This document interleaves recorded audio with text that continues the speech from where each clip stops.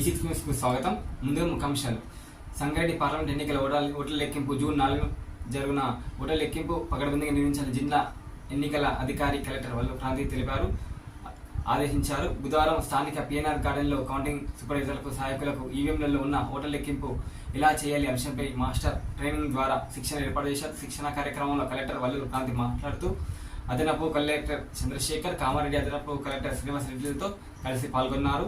ఈ సందర్భంగా ఆమె మాట్లాడుతూ హైదరాబాద్ పార్లమెంట్ నియోజకవర్గ పరిధిలోని 7 అసెంబ్లీ సెగ్మెంట్ల వారీగా జూన్ 4న జరుగున ఓట్ల లెక్కింపు పకడ్బందీగా నిర్వహించాలని కలెక్టర్ వెల్లడికాంత్ అధికారులు ఆదేశించారు. కౌంటింగ్ సూపర్వైజర్లు 157 మంది, సహాయకులు 170 మంది, మొత్తం 326 మందికి ఈ రోజు శిక్షణ ఇచ్చామని తెలిపారు. మొత్తం 14 టేబుల్స్ ఉంటాయని, అందుకు అనుగుణంగా సిబ్బందికి కేటాయించడం జరుగుతుందని కలెక్టర్ వెల్లడికాంత్ తెలిపారు.